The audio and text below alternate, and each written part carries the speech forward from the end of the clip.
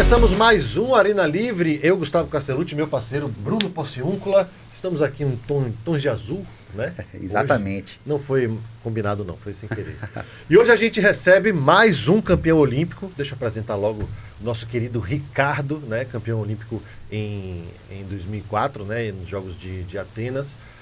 Além de outras conquistas olímpicas, além de ser um herói olímpico, além de muita coisa. Obrigado, Ricardo, por dar essa moral aqui pra gente, na sua curta passagem aqui pro Salvador.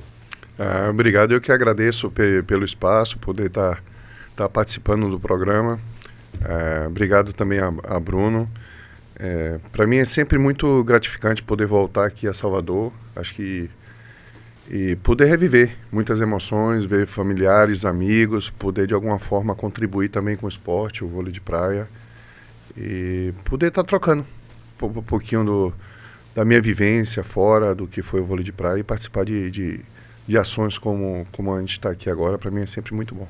E nós estamos aqui no 585 Estúdios, né? Sua dose criativa, né? Uma dose criativa na produção de podcasts. Temos uma estrutura completa aqui para poder você fazer o seu conteúdo audiovisual, suas aulas, seus workshops, suas lives, o que você quiser, né? Equipamento de primeira geração, né? Toda uma estrutura montada à sua disposição. Você pode acessar aí nossas redes sociais, acessar também o nosso site para poder entender e conhecer melhor a estrutura brilhante aqui do 585 Estúdios. Bom, a gente sempre começa, Ricardo, perguntando sobre o seu primeiro contato com o esporte em geral, né? Criança ainda, foi coisa natural de brincar em casa, fazia algum tipo de escolinha, de atividade nesse sentido. Imagino, inclusive, que não tem a ver com vôlei.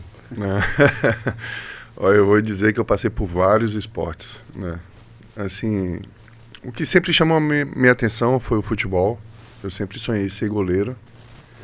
Mas eu passei por outro, assim,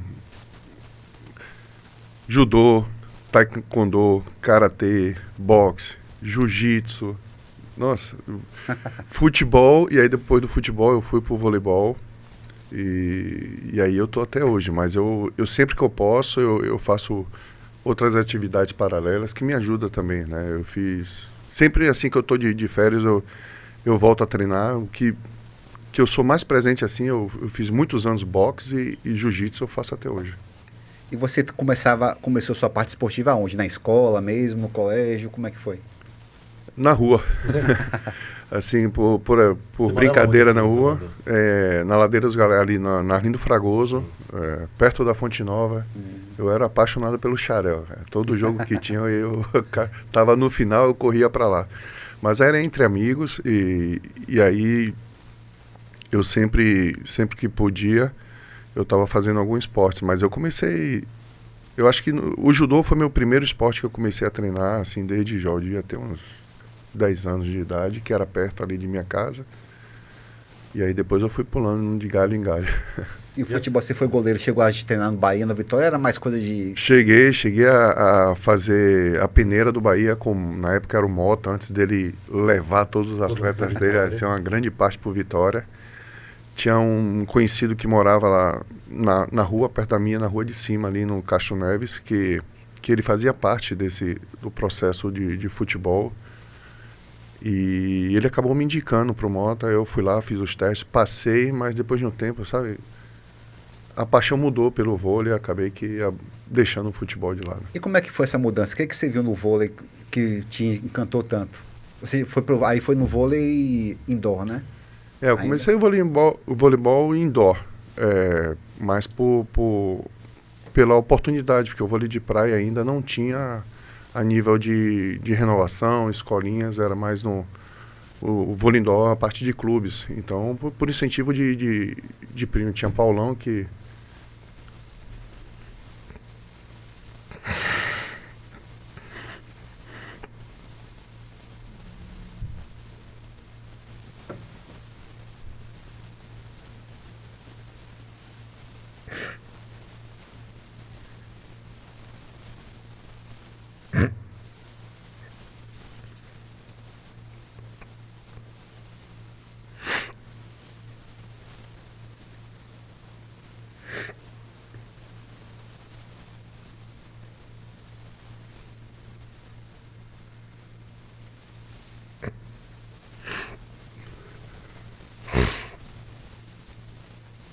Pô, desculpa. Nada, Fique à tranquilo, vontade. relaxa. Todos nós sentimos falta, todos nós nos emocionamos para falar dele. Foi um dos precursores, né, do voleibol nacional de praia, junto com o Paulo Emílio, brilhava aí nas manhãs de domingo, a gente assistia sempre. É uma referência para o esporte baiano, foi quem com certeza ajudou o Ricardo a trilhar o caminho dele no vôlei de praia, né, na carreira vitoriosa que ele teve, na disciplina, na dedicação, no conhecimento, né, e enfim, é uma pessoa que está marcada na história do esporte baiano, é uma referência dentro do vôlei de praia. Isso é indiscutível, especialmente para nós baianos, né? Porque é um nome que talvez o resto do Brasil lembre vagamente, mas para nós, né, para a gente que via a Bahia sendo representada nacionalmente, isso é marcante e é inesquecível. É mais ou menos uma síntese, um resumo da importância do Paulão, em parceria quase sempre, né, com o Paulo Emílio, no vôlei de praia nacional e mundial, né? Porque o vôlei de praia começa a ganhar popularidade ali no final da década de 80, né? Mais ou menos isso, 85, 87. 87 acho que começou o circuito nacional. E começa a chegar aqui pra gente também, né? Começa a desenvolver aqui, começa a se praticar, querer disputar os campeonatos, né? Assim como hoje por exemplo, o beach tênis. Isso. Beach tênis está super praticado no Brasil inteiro, muito por conta disso. E o Brasil, como tem uma orla gigantesca, novo, né? E é um esporte então, novo. O vôlei de praia também era novo. Final de 80, começo da década de 90. Né? E aí a gente teve diversos atletas surgindo, né? Quem era seu primeiro parceiro? Assim que eu comecei a seguir no circuito, fui Magno, joguei algumas etapas com Magno, que era daqui quer dizer, ele é do Rio, mas viveu muitos anos aqui, e a gente treinava junto com o Paulão na época.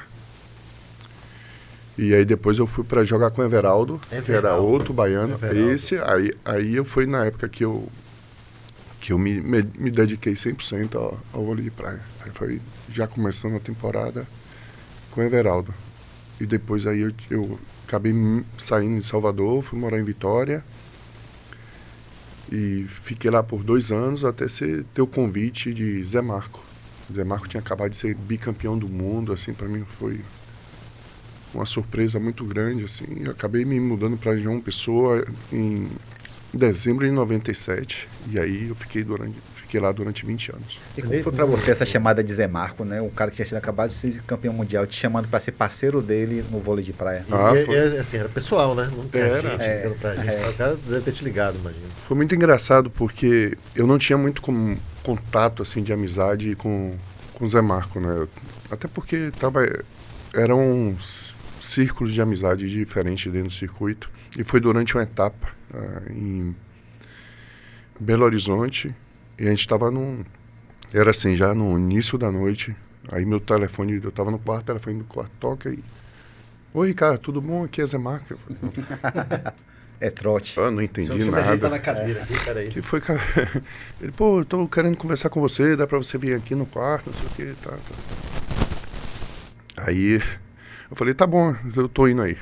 Aí ele falou que era o quarto, eu fui lá. Cara, uma situação muito engraçada. Bati no quarto, quando abre, ele tava de toalha, assim, eu falei, nossa, tá louco. Me chamou pra quê? Aí ele, não, eu pensei que você não ia vir agora, eu pensei que você ia dar um tempo pra mim, aí pronto. Você tava tão agoniado no que eu falei, ligou o telefone. Entendeu? O que tá acontecendo? Ele falou, não, você vai ser a primeira pessoa a saber, o Emanuel tá indo morar nos Estados Unidos, já estava indo jogar a Liga Americana, ele estava com um projeto de futuramente estar juntando uma parceria com Loyola, que já morava nos Estados Unidos, para o ciclo olímpico. E aí ele falou, tô vendo aqui as opções que eu tenho para convidar e queria falar com você primeiro, o que é que você acha? Eu, tá bem, assim, por dentro, explodindo. Aí você, vou pensar. Aí eu falei, não, tá bem, me deixa saber só o que você pensa, como seria e tudo. Agora teria que ir morar em João Pessoa, porque eu já tenho meu staff, eu não tenho como sair, mas eu tenho apoios do governo, prefeitura, enfim, ele tinha todo assim, uma base que poderia, quem ele convidasse, certamente iria, pelo apoio que ele tinha em volta desse projeto. E tinha toda uma estrutura já montada. E como eu não tinha nenhuma estrutura aqui em Salvador, eu tive que sair de Salvador por falta de apoio também. E acabei que aceitando e para mim foi uma alegria imensa. Recém-considerado o melhor jogador do mundo daquela temporada, me convidando, eu apenas surgindo a nível nacional, foi uma surpresa imensa. E no primeiro torneio que a gente jogou, eu fui em dezembro para lá, a gente bateu bola umas 2 vezes assim, porque ele ainda estava finalizando a temporada com a Manuel, ainda tinha que jogar um torneio que era um desafio Brasil-Estados Unidos. Ele jogou com a Manuel na semana seguinte, no mesmo espaço que foi no Hotel Casa Grande, no Guarujá, ali na parte do hotel. Eles fizeram o desafio Brasil-Estados Unidos. Na semana seguinte, a última etapa da temporada de 97, e aí eu joguei com ele a última etapa. A gente jogou e venceu. Assim, aí ali eu comecei a realmente surgir a nível como... deixando de ser uma promessa e podendo ser um atleta que pudesse conquistar assim, o seu espaço. E vocês ali já miravam a Olimpíada? Já pensavam, acho que aqui vai dar um... Acho que, primeiramente, era tentar fazer uma equipe competitiva, né? Eu acho que ainda era não um desconforto, mas algo que, vamos ver como é que funciona a equipe para ver qual vai ser os próximos passos, né, os objetivos, enfim. Porque às vezes você tem grandes atletas e a equipe não encaixa muito bem, né? Então isso acontece muito, né? Você tem grandes atletas, mas a química não funciona. Sim. E aí foi dando certo, logo depois a gente teve uma etapa do circuito mundial que foi no Rio, aí aquele me lançou ao nível internacional. Foi no Rio, o Mundial no Rio, foi assim uma semana antes do Carnaval, na época eu lembro que pós esse evento aí eu surgi a nível internacional, porque a gente ficou 1 mês treinando para essa competição. Durante esse treino, como eu falei, Zé Marco tinha acabado de ser considerado o melhor atleta do mundo. A gente pediu um convite, porque não tinha ponto internacional. Eles não deram o convite do circuito mundial pra gente. A gente teve que jogar toda a fase classificatória e deram o convite para Tandy e Giovanni, que estavam surgindo no vôlei de praia. Pelo marketing, né? Pelo marketing. Pelo apelo do nome deles na época no indoor. A gente foi para a fase classificatória. Em 5 dias nós fizemos 13 jogos. Caramba. E ganhamos a final para Emanuel e Loyola por 2-1. Foi bem bacana, assim. Foi ali a gente... Ali os outros atletas, as outras equipes, países começaram a ver o nosso time como uma potência assim para o futuro do vôlei de praia. Aqui em Salvador, antes de você sair, você treinava onde? Onde tinha os locais de treino? Eu comecei treinando no Porto da Barra. Na verdade, eu fui convidado por Paulão para ajudar ele no treino, né? Eu comecei com 19 anos, aí ficava sacando, catando bola. Mas durante esse período, assim, pouco tempo, menos de 4 meses, eu já estava treinando como ele. Com ele fazendo as mesmas ações, e em 6 meses eu joguei a minha primeira etapa do circuito brasileiro. Assim, foi muito rápido. Foi muito rápido. E no ano seguinte eu já estava entre os primeiros do ranking brasileiro. Aí foi quando eu comecei a temporada, eu comecei esse processo em 94. Em 95 eu já estava entre os 12 melhores do circuito nacional. Everaldo na época tinha bastante ponto, então ele conseguiu me puxar para um evento que foi o Open, como uma Copa do Brasil, que ali estavam os 32 melhores times do circuito brasileiro. E nesse meu primeiro torneio, a gente ficou em 8º lugar. E a pontuação era dobrada, então para essa temporada seguinte eu já comecei com bastante ponto, que manteve a gente no ranking. E de Zé Marco, a transição veio direto para Emanuel? Não, joguei quase 2 anos com Loyola. Eu joguei com Zé Marco até o início de 2001. Foi quando ele já estava pensando em parar de jogar.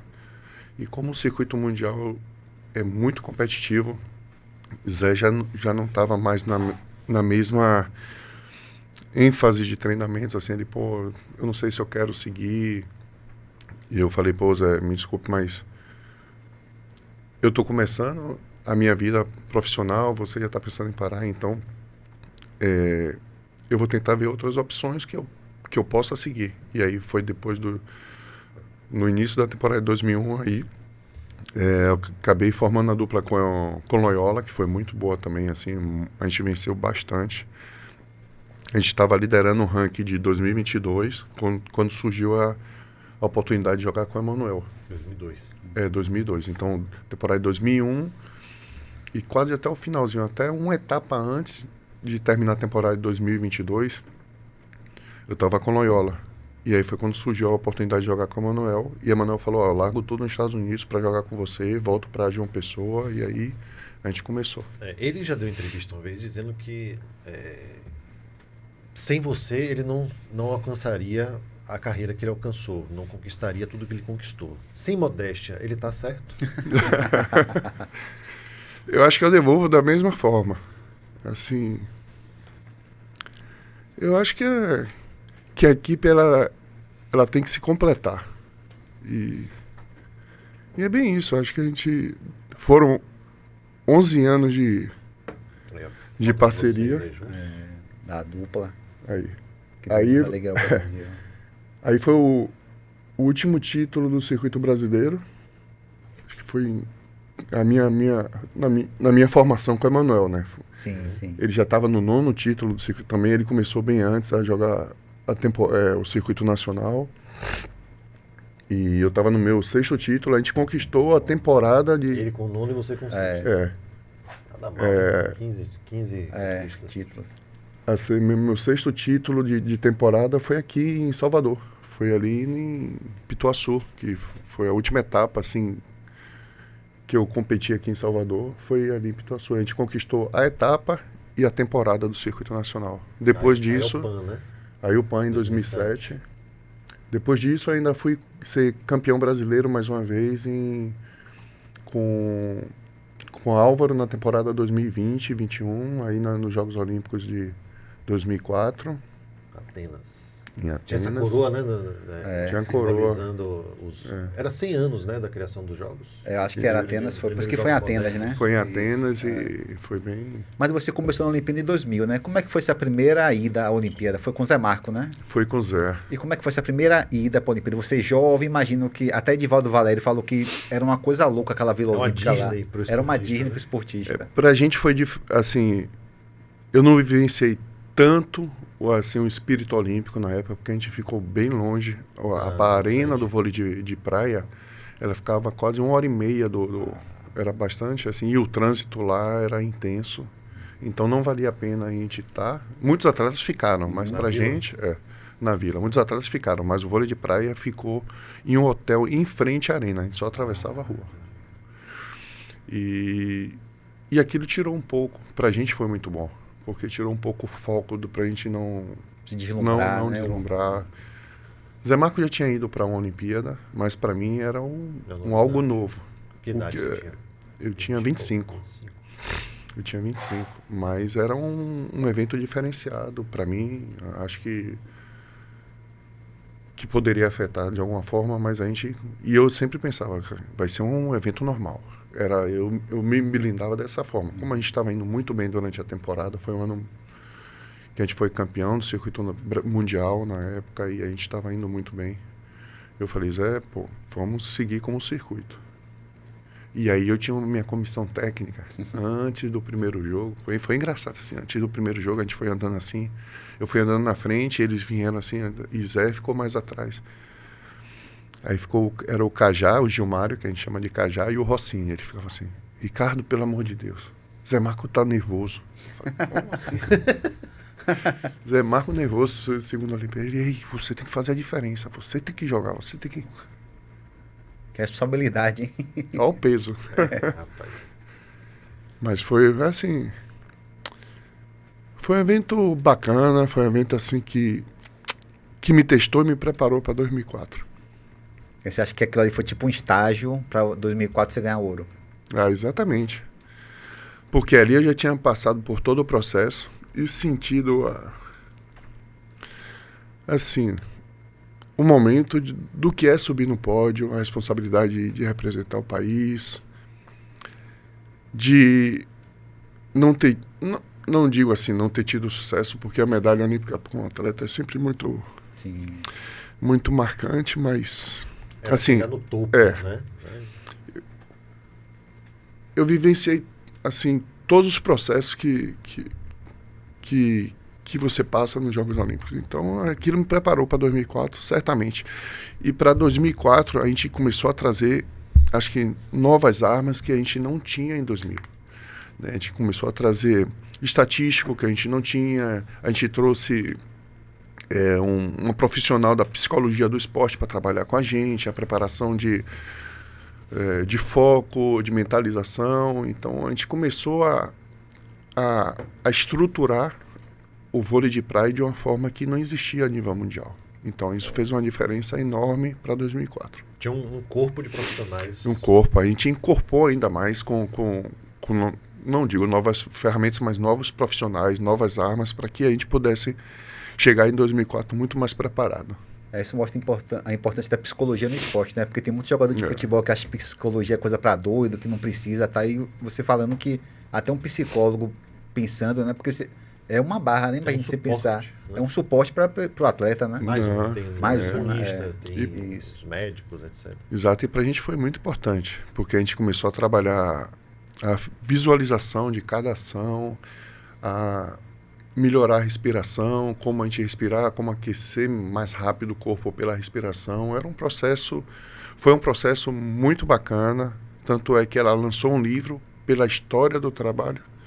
O nome da profissional é Joyce Stefanello, né? É doutora em psicologia do esporte.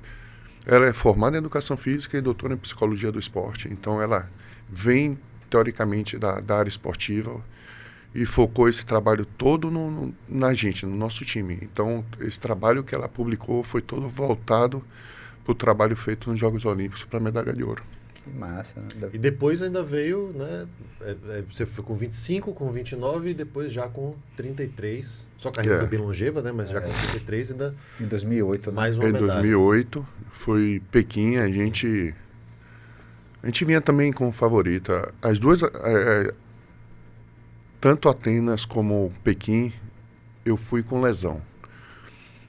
Em Atenas, 3 semanas antes dos Jogos Olímpicos, eu torci o tornozelo.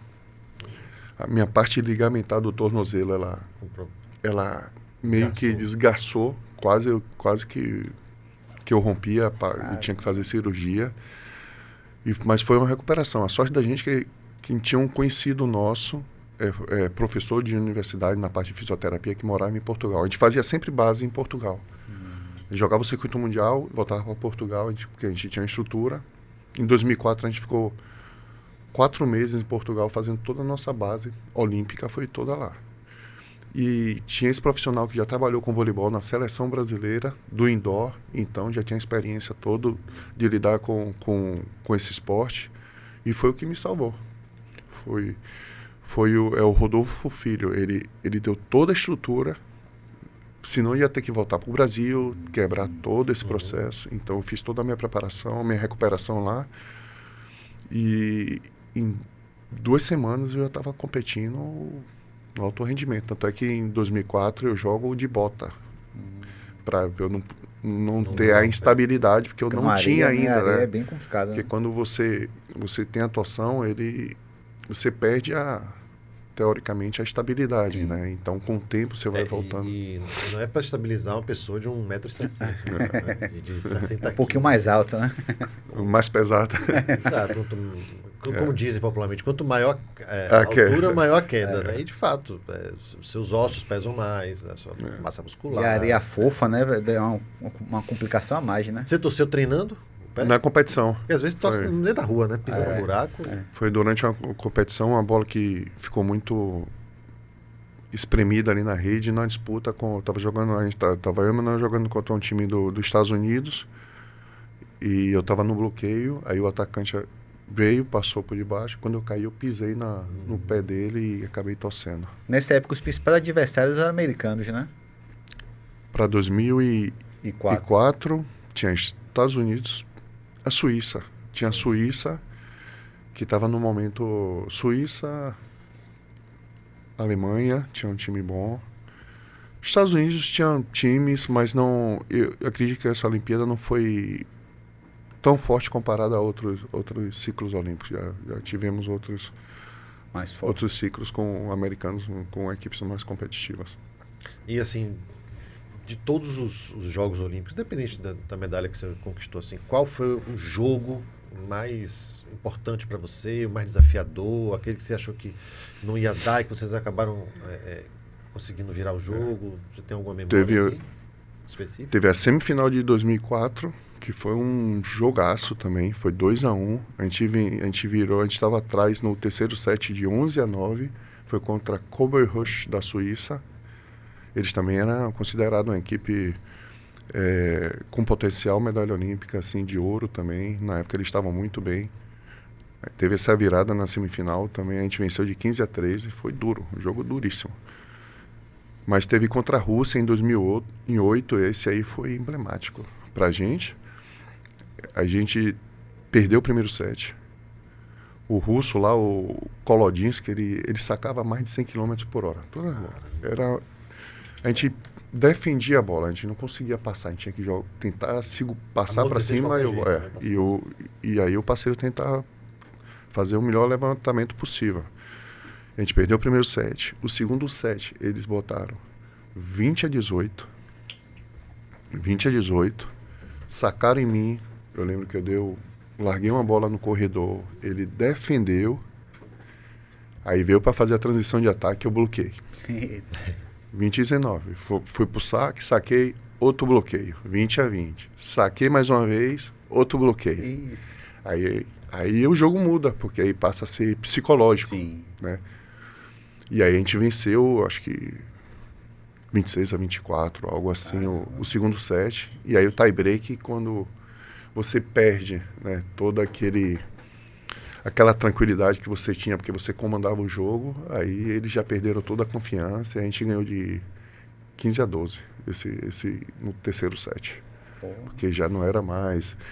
Eu lembro que o Colo disse que ele fazia o ponto, ele rodava o braço, puxava a manivela, que a gente chama, e assim, ele tentava mexer com o psicológico da gente, mas aquilo enchava, sabe, deixava a gente mais vontade. Porque na linguagem não tem como entender, né? Então ele vai no gesto. Vai no gesto, então ele... E acho que esses dois foram os principais jogos, assim, de viradas da nossa equipe, assim, marcantes. Você dava tempo de conhecer as culturas, de conhecer os países nas viagens do circuito mundial, ou era tudo muito corrido? Ou até no Brasil também, né? Vocês jogam em lugares paradisíacos, Salvador, João Pessoa? Eu assim, falando particularmente, eu nunca gostei durante competição eu estar passeando, mesmo perdendo. Aí quando eu perdi algum jogo, eu queria me isolar, eu queria sumir. Eu sumia, me isolava. E assim, muitas vezes as esposas da gente viajavam com a gente. Em alguns momentos, quando ficava muito tempo longe, elas iam, ficavam 2 semanas, 3, assim. Ela queria passear e eu falei, não, cara, fica no hotel. Eu tô a trabalho aqui, eu não saía, não curtia. Era muito difícil eu sair para conhecer. Era hotel, treino. Treino. Ali eu tinha como meu momento profissional. Eu não tentava desvincular. Durante uma semana de treino, assim, que sempre ia da segunda até uma quarta, aí eu tentava ir no cinema, fazer uma coisa diferente. Mas passear, andar muito, isso aí nunca foi... Bater perna nunca foi meu forte, não. Você ficava concentrado no eu esporte? Ficava focado.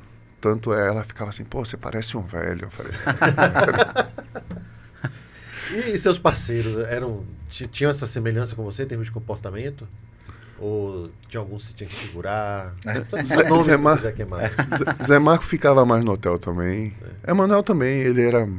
Emanuel foi acho que o parceiro mais profissional que eu tive, assim, mais dedicado. Era o atleta, assim, que não era tão habilidoso como o Zé Marco, como outros, assim, mas ele tinha uma necessidade com o físico, com a vontade de treinar. Era o que treinava mais que todo mundo, o que fazia mais físico que todos, era o que se dedicava mais, e aí ele equilibrava nisso, né? Acho que o emocional que ele tinha, a forma de conduzir tudo, ele fazia uma diferença muito grande nisso. O atleta ele tem que compensar de alguma forma, né? Sim. Quando tem uma dificuldade em algumas ações, eu tenho que compensar em outras. E ele fazia isso muito bem. Era um gestor assim de equipe muito forte. Vocês jogaram quanto tempo juntos ao todo? 11 anos. 11 anos. 11 anos. Quase um casamento aí, né? É uma relação muito grande, né? De irmandade. Foram até que ano a parceria? Foi até 2016, quando ele se aposentou. E você também não jogou mais por muito mais tempo, né? Eu joguei mais tempo. Eu joguei até... Eu parei de jogar quando iniciou a pandemia. Mais 3 anos, 4 anos. Eu joguei mais tempo. Ele parou em 2016, eu joguei mais 6 anos. Então você voltou ainda depois da pandemia? Que a pandemia foi em 2020, né? 21, não. 21 ainda estava tendo competição.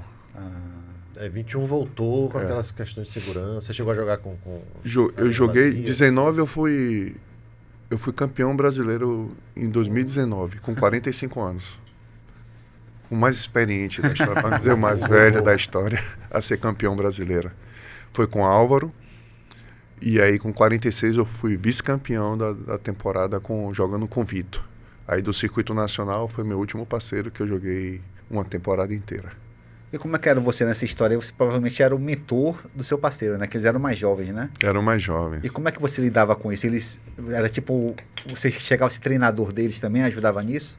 Quando eu joguei com o Álvaro, em 2013, pela primeira passagem, eu bati muito nele. Bati muito, assim, eu cobrava muito dele.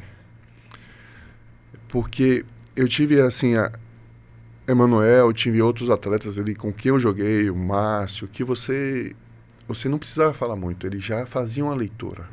E quando você tem um atleta mais jovem, que ele não consegue fazer a leitura muito bem do jogo no início da carreira, você se desgasta muito cobrando, sabe, tentando, porque ele é muito mais testado do que você, pela experiência durante os jogos. Mas depois eu voltei a jogar com ele em 2019. Aí já era uma outra fase. Aí eu já não precisava falar, porque ele já tinha passado por todo um processo.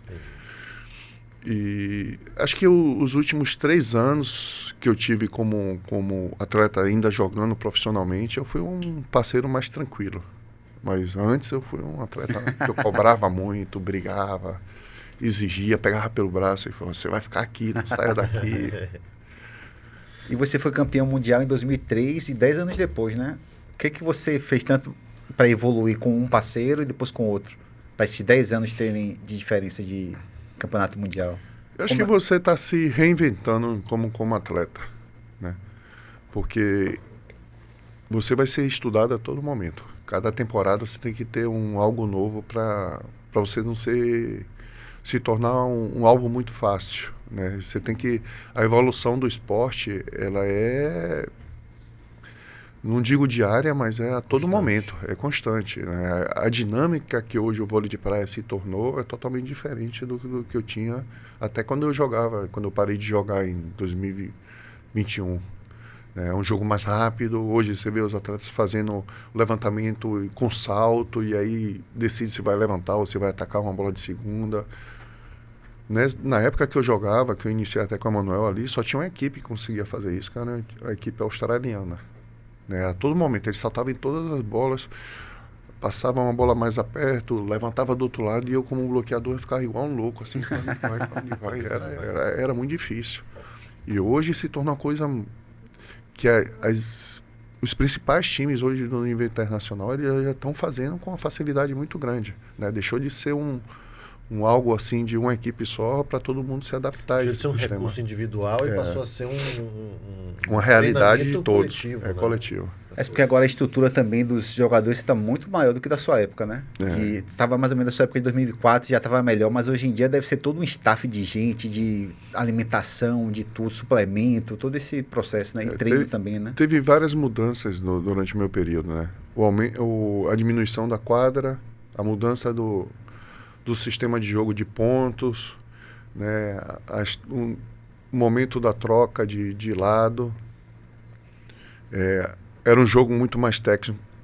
Por um momento passou a ser um jogo de mais força na diminuição, agora voltou a ser um jogo mais técnico, com mais velocidade. Então, esse foi assim, vários processos que os atletas têm que estar se adaptando, né? A geração que está iniciando, ela já vem adaptada, vendo que é a atualidade. Mas quem iniciou lá atrás e tem que se adaptar a cada mudança é muito mais difícil. E você chegou agora a ser treinador da seleção mexicana, né? Como é que você é como treinador? É também exigente? Fala, fica aqui, não sai daqui, ou é mais? Eu sou, assim, bem tranquilo em certos momentos, né? Eu acho que durante os treinamentos é um momento mais tranquilo, mas ele se torna tenso quando começa as competições. Você sofre muito. Onde fica o treinador? Desculpa interromper.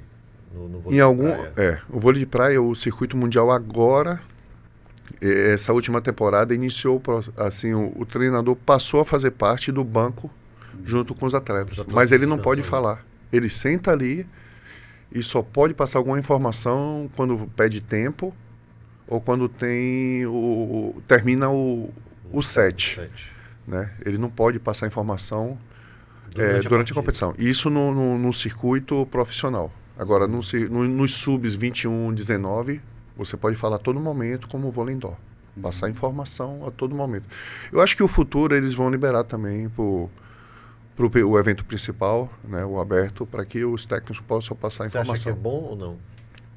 Eu acho que é bom. Porque hoje você está do outro lado, né? Eu acho que é bom. O circuito nacional, o circuito brasileiro, o circuito americano, já tinham adotado essa medida do técnico estar no banco há 10, 15 anos atrás. Então, para a gente, quando jogava, era muito bom, porque ele tem uma visão diferente do jogo.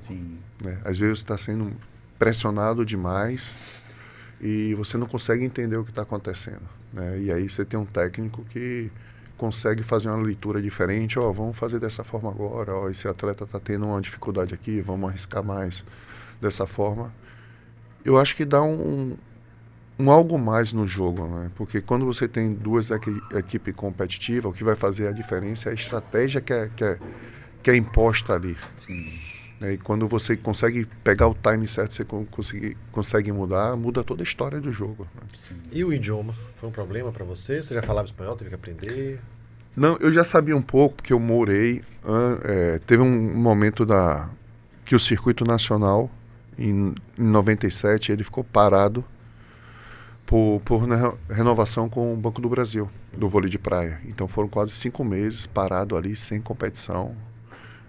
E eu fui convidado a jogar na Argentina, a Liga de Indoor na Argentina, por indicação até de um atleta que jogava praia e que jogou muitos anos no Brasil, indoor. Você voltou então para a Aí eu voltei para a esquadra para jogar um indoor, porque o meu filho tinha acabado de nascer, o meu mais velho, que na época tinha meses. E ele falou, eu tenho que trabalhar, não posso ficar 5 meses sem nada. Eu falei, aí recebi o convite para jogar a Liga Argentina, que era muito forte na época. Aí fui, e ali foi o meu primeiro contato direto. A gente tinha amigos ali que falavam espanhol, argentinos, enfim, espanhóis na época do circuito, mas não tinha assim, a linguagem não era tão presente, né?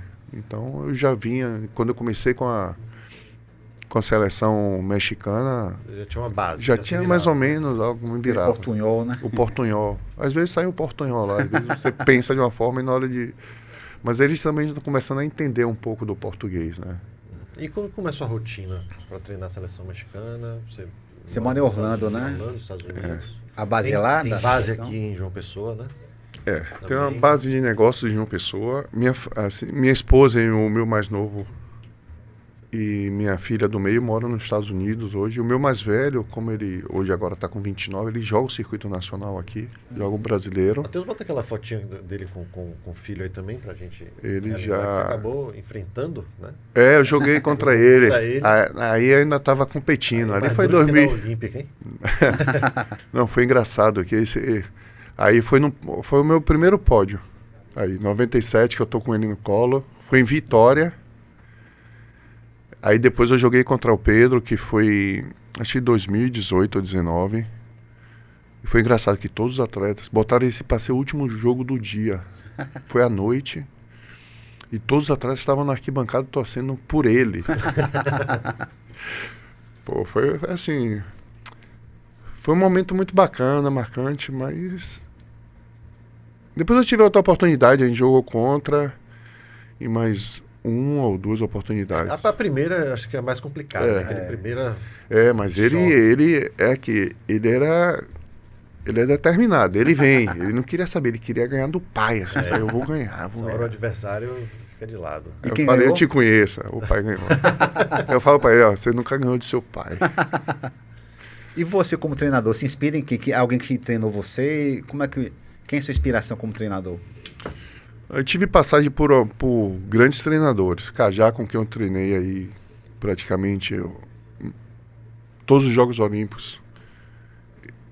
Ele teve presente, teve a Letícia, a pessoa também do Rio, que criaram a base de seleção, ela ficou como a head coach da seleção, então os atletas iam para lá, treinavam em Saquarema, ficavam lá durante um bom tempo lá no Centro de Desenvolvimento. Teve o Dentinho, que foi também base junto com o Cajá, foram meus técnicos na Olimpíada de Londres. Magno, que jogou comigo, depois passou a ser meu técnico durante um período, fazendo parte do staff de treinadores. Renato França também, quando eu joguei uma época mas foi uma época curta ali, uns 3 a 4 meses com o Pedro Sober. Ronald Rocha também, que já foi um técnico olímpico e que eu fiquei ali junto com ele, quando eu joguei com o Márcio. Assim, você vai tentando tirar um pouco de cada um, né? Você vai mesclando. E aí serve como base, mas acho que a minha principal base vem do Cajá, do Gilmário, né? E você não chegou a ter nenhum treinador internacional na sua carreira? Não, na minha carreira não. Internacional não. Mas hoje o Cajá, ele é o formador. Só quando eu fui para a Argentina, indoor. Verdade, Indoor. Era um argentino. Você conseguiu se adaptar bem depois de tanto tempo no vôlei de praia, voltando para o indoor? Voltei, mas é sofrido o indoor. A gente treinava muito, a gente treinava 8 horas por dia, diariamente. A gente começava às 8 da manhã até o meio-dia e depois às 4 até às 8 da noite. Caramba. Era diário, não tinha... A gente tinha um dia de descanso na semana, que era o domingo. Treinava até dia de sábado. Haja tornozelo, haja joelho. Joelho, o corpo inteiro doía. O corpo inteiro doía. Mas aquilo, acho que foi um start de mudança de chave, assim, minha vida como profissional, porque ali eu entendi, né? Eu peguei aquela, sabe, a raça do argentino de querer, perdia, chorava, e assim, eu olhava assim, eu não entendia nada. Por que esses caras estão assim? Não, eles são muito... Emotivos, eles se né? entregam 100%, cara. Então, quando eu voltei... Tango é tango, né? Quando eu voltei pro Brasil, que acabou a temporada ali pra gente, a base do meu time era a seleção juvenil, argentina, e só eu como estrangeiro. Né? Assim como mais mais velho. Na época eu tinha 22 anos, tinha acabado de completar 22 anos. E era eu, mas o resto era toda a base juvenil da Argentina. Depois de muitos anos, eu encontrei alguns aí nos Jogos Olímpicos, jogando pela seleção principal. Um dos ponteiros na época da seleção, depois ele seguiu, mas ele passou a ser líbero por alguns anos. 1 ou 2 anos ele foi considerado o melhor líbero do mundo também. Então era uma base muito boa. Geração boa da Argentina. Por falar em base, bota aquela notícia aí, Matheus, que está lá no arenalivre.com. A gente está sempre acompanhando todos os esportes, né? Não só futebol, ao contrário. A gente acompanha principalmente outros esportes olímpicos, esportes para os amadores que praticam também. E a gente vai falar um pouco sobre a Lívia Catarini, né, que conquistou bronze no circuito brasileiro de vôlei de praia. Ela é atleta do Bahia Associação, né? Joga com a Juliana Simões, lá do CRB. E o Bahia Associação, dentre outros esportes, está fomentando muito o vôlei de praia. E você veio a Salvador justamente também para essa parceria, né, com o Bahia, que é o seu clube de coração. Eu queria que você falasse um pouquinho sobre isso, sobre o potencial aqui de nossas atletas e nossos atletas também. Pronto. Na verdade, o projeto com Bahia, eu fui convidado para ser o embaixador. Primeiro para ser o técnico responsável pela formação dos atletas, né? Ficar à frente do vôlei de praia. Só que pela dificuldade que eu já estava compromissado aí com a seleção mexicana, era um processo muito mais difícil, porque o processo aqui está iniciando, é um processo que ainda não tem uma ajuda financeira, né, porque você precisa passar um tempo para depois ter ajuda de incentivo fiscal e, enfim, investimentos. Então eu acabei que, no momento certo, um técnico ligou para mim, pô, Ricardo, eu estou tentando voltar para Salvador, que é o Marco Chá, eu queria montar um projeto, se não tem interesse da gente voltar. Eu falei, pô, é a pessoa certa para iniciar. É um atleta olímpico, um técnico olímpico que foi para a última Olimpíada, já participou do projeto com Alisson e Bruno, que foram medalhas de ouro, então um profissional muito experiente. Eu falei, Marcos, eu acho que a gente vai encaixar certinho num projeto. Eu não tenho como assumir agora esse projeto do Bahia, mas você tem interesse em voltar? Aí foi quando surgiu, assim, fortaleceu ainda mais. A gente já estava no início do planejamento do projeto do Bahia. O Emerson estava iniciando todo esse processo. E eu falei, tem uma pessoa certa que pode iniciar o projeto e futuramente, dependendo do que aconteça, ter o meu retorno, né? Tanto é que aqui eu tenho...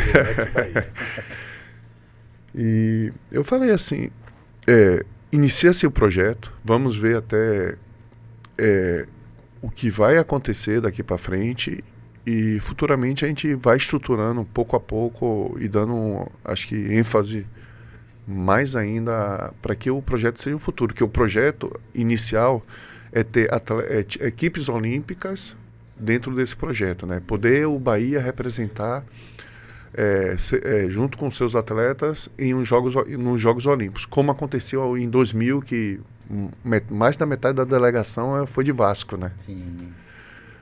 Eu fui até, na época, um dos patrocinados pelo Vasco em 2000. Foi uma jogada, assim, de Eurico Miranda. Teve aqui, todo mundo foi patrocinado pelo Vasco, né? E aí iniciou esse projeto. E aí eu deixei de ser um head coach para ser um embaixador do projeto. E entrou o Marco Chá para ser hoje o treinador principal desse projeto. E como é que está o vôlei de praia atualmente no Brasil? Assim, temos nomes que são fortes, que ganharam a Olimpíada, né? Mas tem mais nomes surgindo, aqui pessoas mais de 17 anos, 20 anos, que têm um grande futuro. Como é que você vê? Eu acho que é todo um processo de renovação, ele leva tempo. A gente não está só passando isso pelo vôlei de praia, como o vôlei de quadra também. Você vê hoje as equipes do indoor também, que eram consideradas como imbatíveis, né? Pela evolução natural, né?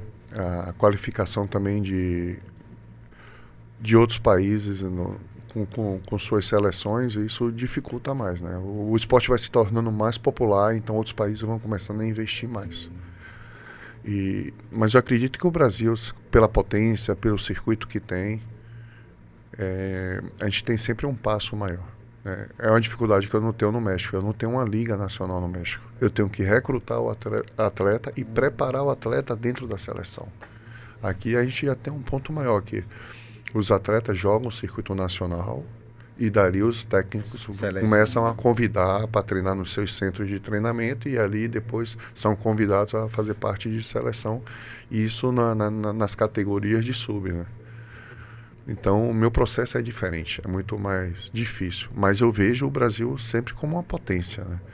É que no feminino, a Duda com a Ana Patrícia conquistaram a medalha de ouro. Sim. E essa é a dupla que eu vejo hoje como a principal do país, que a gente tem que tomar cuidado e estar sempre incentivando. Porque você tendo referências, ícones dentro do nosso esporte, você populariza ainda mais. E outra... Uma coisa que a gente não pode deixar de ter são os heróis, os heróis dentro do esporte, né? Sim, com certeza. Como na minha época tinha vários, tanto do indoor como na praia. que servia como as referências. Eu quero ser como esse atleta. Até quando a gente jogava no início, eu sou esse atleta. No futebol acontecia, né? Também isso. Então, isso é o primeiro. Acho que o primeiro contato é esse. Você se vê como atleta, como aquele atleta e tentar treinar como ele. É o que a gente não pode perder. Acho que as confederações ela tem que tomar conta dessa imagem dos atletas para que você não perca futuros campeões, né? E ser eventos abertos, né? A gente teve um processo de mudança aqui no circuito nacional, de limitação de equipes, coisas que na minha geração não tinha. Quem queria jogar o circuito nacional, você se inscrevia, ia para fazer classificatório e jogava.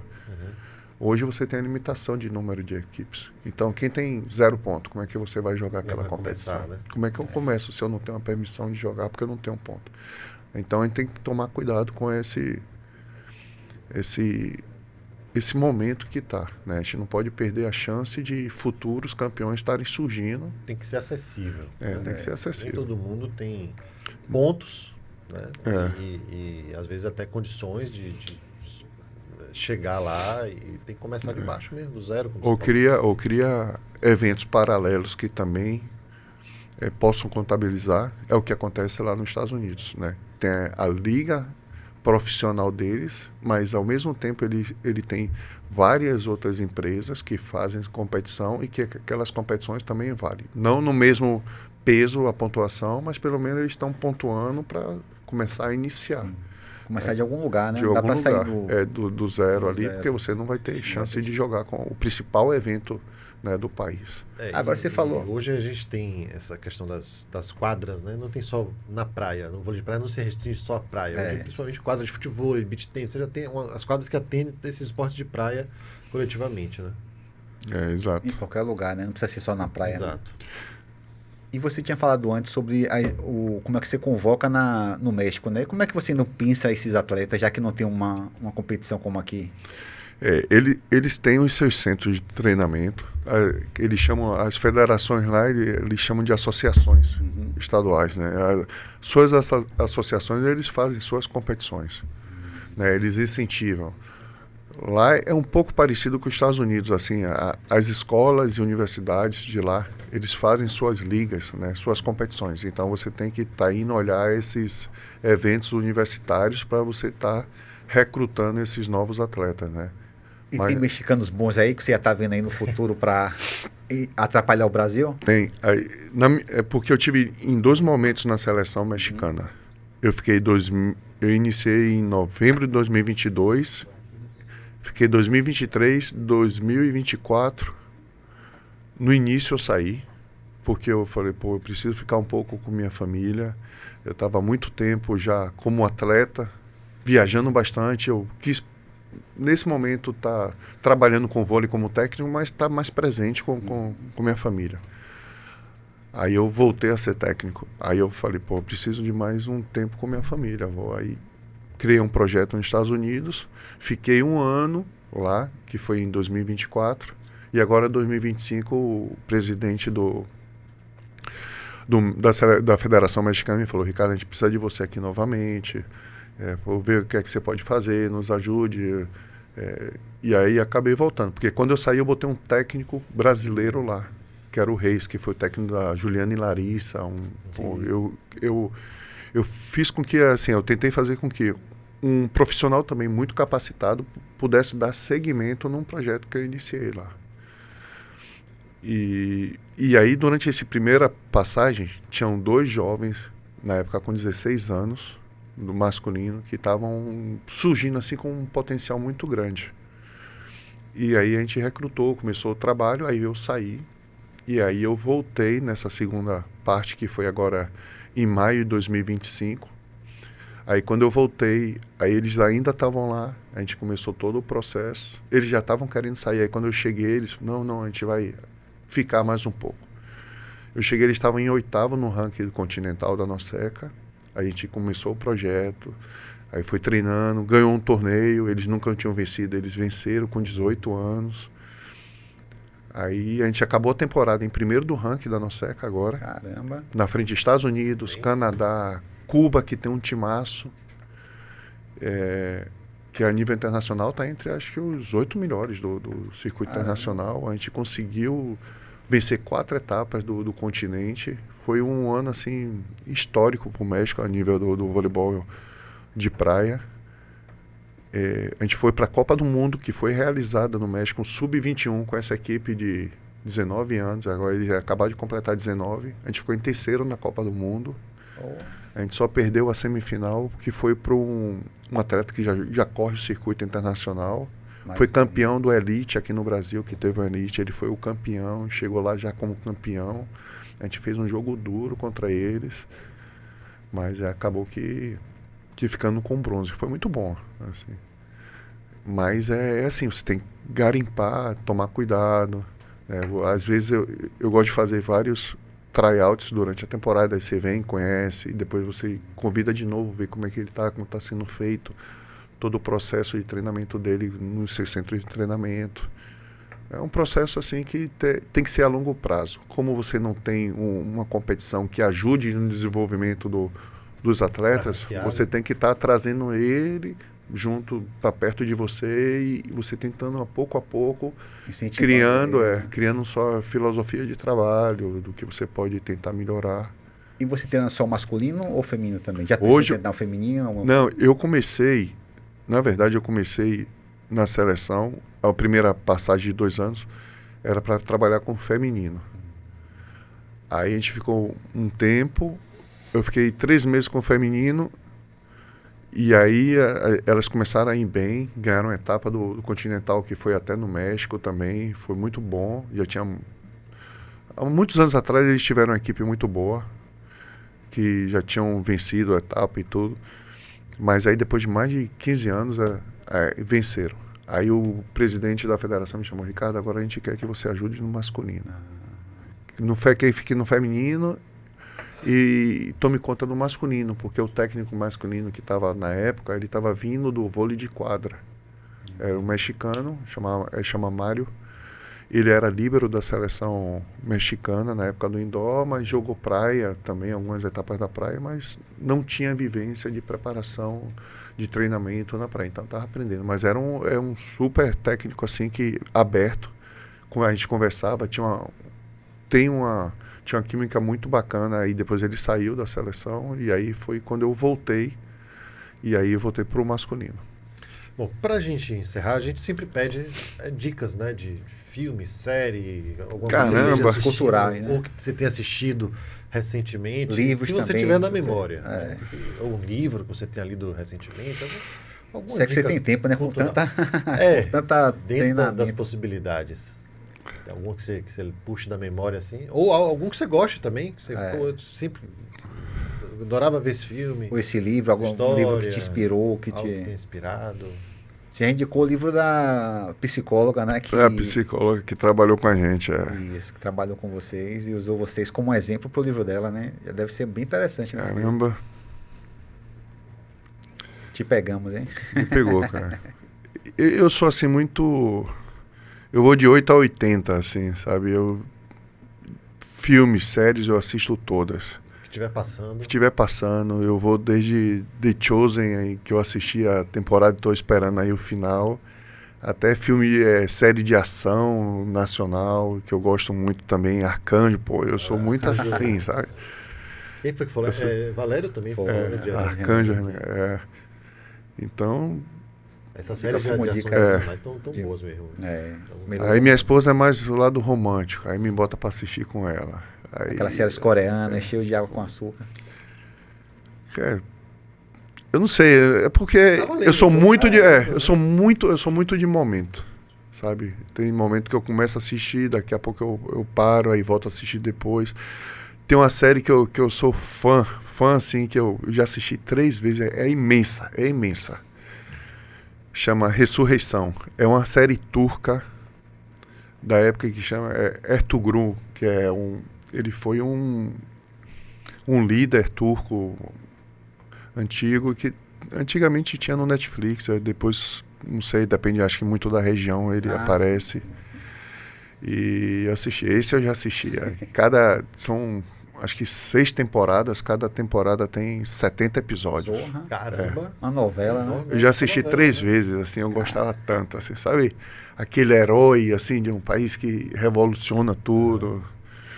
E é bem assim, pelo lado religioso, assim. A época que tem os cristãos, tem os Das muçulmanos, cruzadas, as cruzadas, tem tudo. Ele fala sobre Naquela a história época, da Turquia, né? grande. A mudança. Pô, eu gosto. Agora Agora foi invadida por tanto povo, né? Deve ter de história exato. aí. Né? E aí depois comecei a assistir a série do filho da Ertugrul, Osman, que é também assim, grande que nem ela, mas ainda tô na metade. Esses são... Maravilha. Ótimas dicas aí. pra Maravilha. assistir, né? Ótimas dicas, um ótimo papo também aqui com o Ricardo, nosso herói olímpico, nos dando esse prazer aqui na curta passagem em Salvador. Obrigado. Sucesso, né? Não só na sua vida pessoal, mas principalmente nesses desafios aí em espanhol, em solo mexicano. E que volte mais vezes para Salvador, né? Você estava 3 em 3 anos, 10 em 10 anos, passe mais um tempinho aqui, né? Esse é o objetivo. Quem sabe voltar de vez, eu não sei. Né? Começar a ver jogo na Fonte Nova. Voltar a ver jogo na Fonte Nova, Aí, faz acho que muito esse tempo. vai ser algo que vai te trazer de volta pra cá. E eu tentei, Bahia pô. estourando aí, Bahia, né? Libertadores. perto de conquistar um brasileirão. Felizmente eu vou voltar antes da estreia do Bahia no Brasileiro, ou no Baiano. Eu queria ter a oportunidade de assistir, mas vai ficar para outra oportunidade. Obrigado, Gustavo, obrigado, Bruno, aí pela oportunidade de estar aqui com você. Para mim foi... Obrigado pela emoção. Faz parte. Foi ótimo. Faz parte. Exatamente. Valeu, gente. A gente volta aí num próximo programa, numa próxima edição, com mais um convidado especial em breve. Valeu. Fiquem ligados, hein? Valeu.